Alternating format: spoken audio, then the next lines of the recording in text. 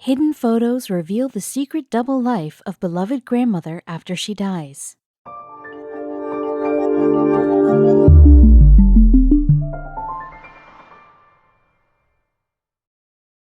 But before we start, please make sure to subscribe to M&R TV and hit the bell so you never miss any upload from us. Also, leave a like right now. All his life, Johnny had treasured his musically inclined grandmother, Teresa Leung. But as he thought he knew her through and through, there was one photo album of her past that remained strictly off limits to him and the rest of the family. Upon her passing, these hidden photos at last came to light, and the scale of the unbelievable double life Johnny's grandmother had once led was nothing short of electrifying. Incredible as it was, Johnny's story was initially intended to serve as a memorial to his beloved grandmother, Teresa Leung. For all his life, Johnny had only ever seen her as an ordinary grandmother, simple, humble, and protecting him from the occasional bully at school. But as it turned out, in reality, she was anything but ordinary. Once she moved to the United States, Teresa, born Leung Ping, settled in San Francisco, where her family has lived ever since. Her grandson, Johnny, a lifelong resident of the Bay Area, currently works as a freelance artist and art teacher, a talent which he says he inherited from his late grandmother herself. He knew that she was musically inclined, singing and playing piano at the occasional Christmas party, but her full story has yet to be revealed. As a child, Johnny enjoyed going through his grandmother's old pictures. From them, he learned more about his family members, his heritage, and about a past rooted in Shanghai that could only be revisited through the photographs. However, Teresa had kept several albums of hidden photos completely to herself, off limits to the rest of the family. As a child, Johnny was prohibited from seeing the albums. Even Johnny's aunt reflected how she once asked her mother if she could see the notorious hidden photos. The answer from Teresa was a resounding no. "You can see them when I go," she told her. And so the family waited until Teresa's death in February 2020 before daring to open the secret photo book. Upon opening the album, Johnny and his family were transported through time and space to a different era and an incredible setting. It was the golden age in Shanghai, a time of prosperity and expansion. New districts were being built to accommodate visitors, and businessmen from the West were flooding in. By the early 1930s, Shanghai was the world's fifth largest city. As the decades progressed, the cosmopolitan metropolis would soon become home to over 70,000 foreigners, almost half of whom were European Jews fleeing Nazism. Having shown an aptitude for music at an early age, Teresa Leung would enroll at the newly opened Shanghai Conservatory of Music. It would prove to be the path to amazing fortune. Teresa was signed to Pathé Records, which later was absorbed by the music giant EMI Group. The label still exists today and throughout its history has signed musical talents like the Rolling Stones, Michael Jackson, and Radiohead. When she signed her first record deal in 1942, Teresa was just 15 years old. She was trained in shidaku, a fusion genre which blends elements of Chinese folk music with jazz instruments. Songs were typically performed in a high-pitched, almost childlike style, which required sophisticated and well-trained singers. Teresa was in the right place at the right time to launch a successful music career, but trouble was on the horizon. Of course, it helped that Teresa had an amazing voice. She recorded vinyl albums and performed at nightclubs in Shanghai throughout the 30s, when Western businessmen were frequent patrons. She had several recognizable hits, including Spring Does Not Come, My Youthful Days, and Wang Zhaojun, among others. But the glamour of this lifestyle wouldn't last forever. This form of music would soon be outlawed. The day after the attack on Pearl Harbor, the Japanese stormed Shanghai's international settlement, imprisoning the nightclub's European clientele. At the end of World War II, China entered a devastating period of civil war, which had resumed after being on hold during the Japanese occupation.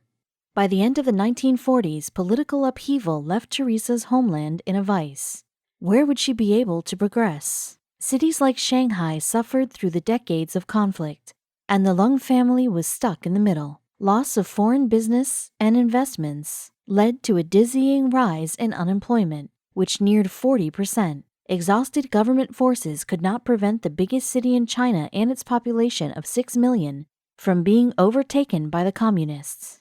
Government forces lost control of Shanghai in 1949 during a fierce battle. In the aftermath, Teresa was forced to flee with her family to neighboring Hong Kong, an administrative region which then belonged to the British and served as a refuge for many Chinese fleeing the communist takeover.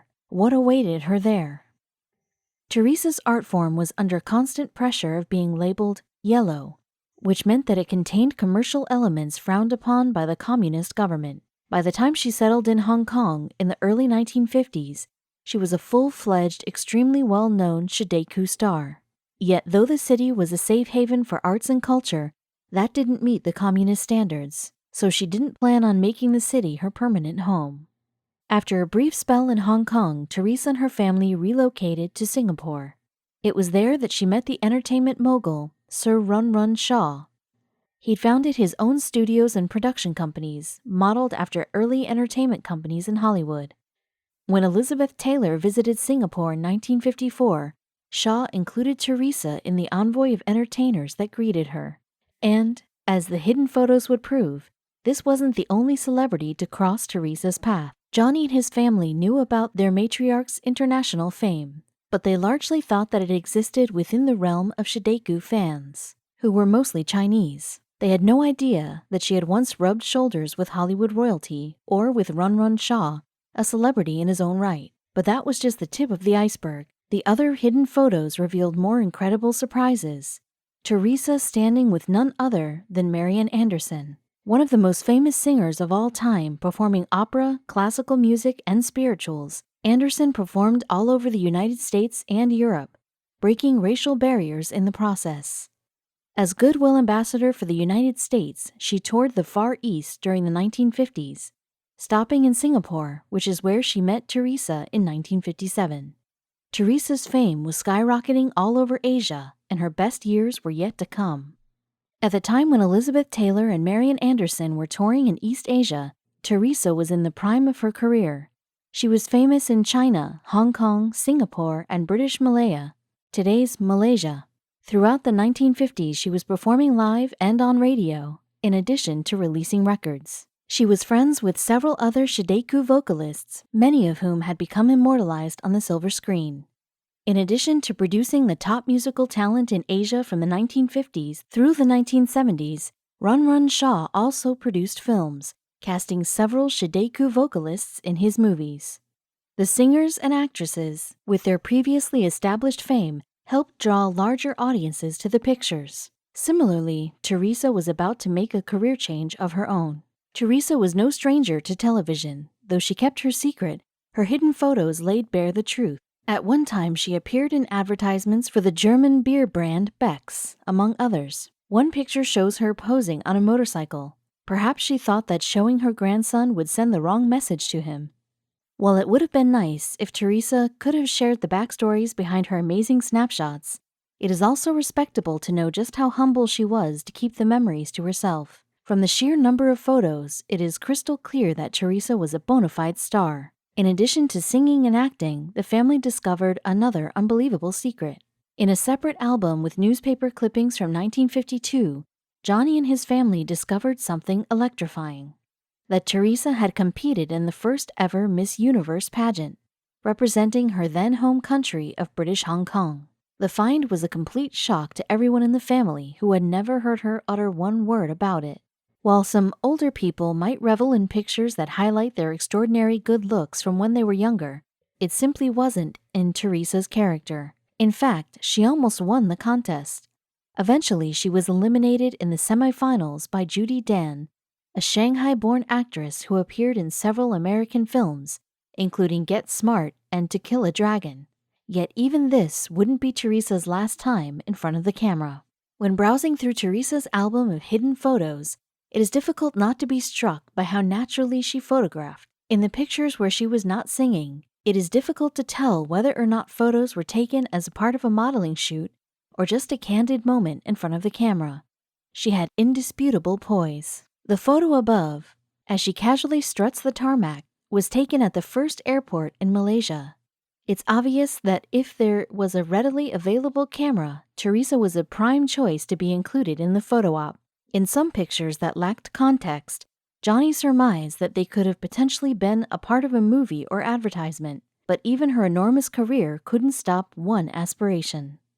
In the prime of her career, Teresa also made it a point to get married and to have a family, juggling both stardom and motherhood. In the album, Johnny and his family were lucky to find a previously unseen color photograph from Teresa's wedding night, pure elegance. After a singing career spanning more than 3 decades, Teresa was forced to make a very difficult decision. In the waning years of her career, she decided to immigrate to the United States from Singapore, feeling that her children and future grandchildren might have more opportunity there.